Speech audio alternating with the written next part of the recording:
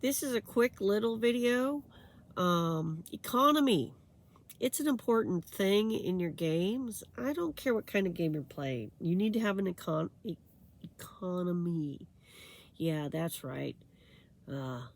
Taxes, fees, fines. Things need to cost money that makes some sort of logical sense. Do not expect everything to cost the same in different locales. Players need to make money, and they need to spend it for training, for buying equipment, for hiring people, for food, upkeep, healing, anything you can think of. That should be happening in your game. If that's not happening, why are they collecting gold, silver, copper, etc.? And more importantly, it keeps them from amassing massive amount because they have to put the wealth out there. And they have to put it back into the economy to get the things they want, like equipment repaired. Yeah, every time they come back from adventuring, they should need to repair their plate mail and their leather armor. These are things you need to think about. They need ink, they need parchment, they need to replace the rope they used. It's okay to remind them.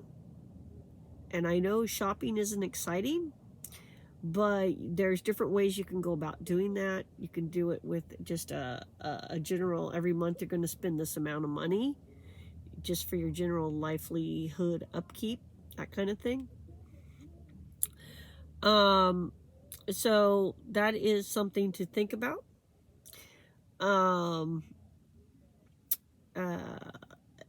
That way they don't end up with a ridiculous amount of money. The other thing too is they need to belong to guilds and societies and brotherhoods and sisterhoods and circles of whatever, because if they're bringing home loot, they're going to be the first target. So they have to pay for protection. Yes, the heroes have to pay for protection of their horses, their mules, their donkeys while they're at the stable. Otherwise it's going to be grand theft horse. Okay, their horses will be gone. Okay, grand theft equine. Okay, or whatever it is you use in your game. Riding lizards, whatever it is. And those animals need to be fed and taken care of. So they need to be stabled someplace where they won't get stolen. Also, like I said, taken care of. Horses need horseshoes, things like that. They need to go to the farrier. You need to get new tack for them, things like that. And I know this is kind of like into the minutia for a lot of people, but it's part of making a world a living place. Okay, it's part of making the world a more realistic place. And it gives them a reason that they have to keep going on adventures and getting loot. Or even, why are they starting a business? I mean, if nobody needs money, and let's say you just do barter system, they still need to have goods to barter. All right. So that is something to think about. Kings, you bring back a lot of stuff. Kings are going to be like, yeah, I know you killed the dragon and your heroes, and here's a feast in your honor. So, 80% of that gold is mine. I mean, that's just the way kings are, guys. They're greedy, all right? And like I said, they need to pay protection. So you need to be in good with the Thieves Guild, where the Thieves Guild, even though you're juicy target, because you keep them supplied with all kinds of stuff, they're not touching you. All right? Your thief needs to be in good. Maybe you're going to be the ones laundering their money, so to speak. So You know, I know everyone's like, but the players are good. Well, the players who are super good are going to be giving to their churches and improving their particular religion and, you know, the orphanages and all those kinds of things.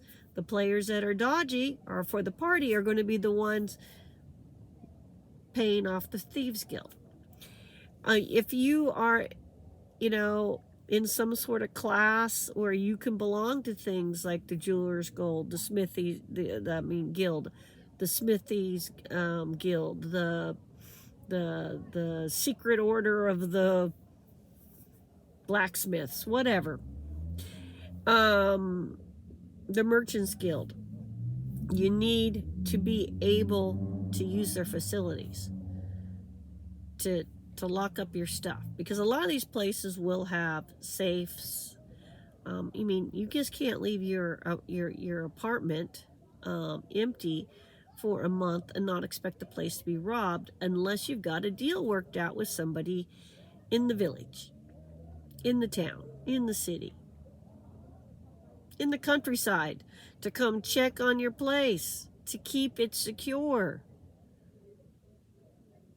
You're going to need a house sitter, basically, is what I'm getting at, okay? You need these things as your characters go up in level. So, if you're a player, you need to start thinking about this stuff. If you are a game master, you better start thinking about these things. It makes the world more real. It gives them a reason to go do stuff. So that, yeah, I need those copper pieces.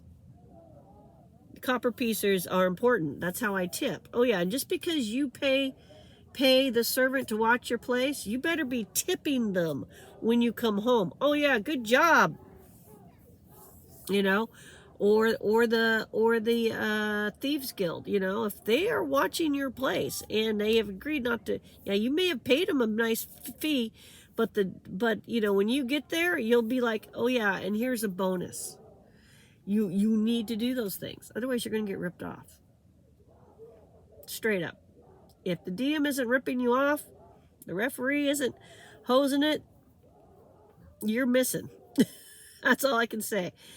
You should not have a billion whatever sitting in your hypothetical hovel that you haven't fixed up and done anything to in your imaginary land. You seriously think about it, everybody. So yes, you need an economy. It's how everybody eats, you know, even if it's an economy built on seashells. You need an economy. And it needs to be useful. And it needs to keep the resources flowing in the game. Being used up, being replaced, new things made, old things repaired. Yeah. Yeah, you're going to have to, at some point, bribe the town guards and stuff like that. That's just the reality of playing an adventure game. And this applies to space games and everything else. All right, so everybody have a great day. Talk to you later. Bye.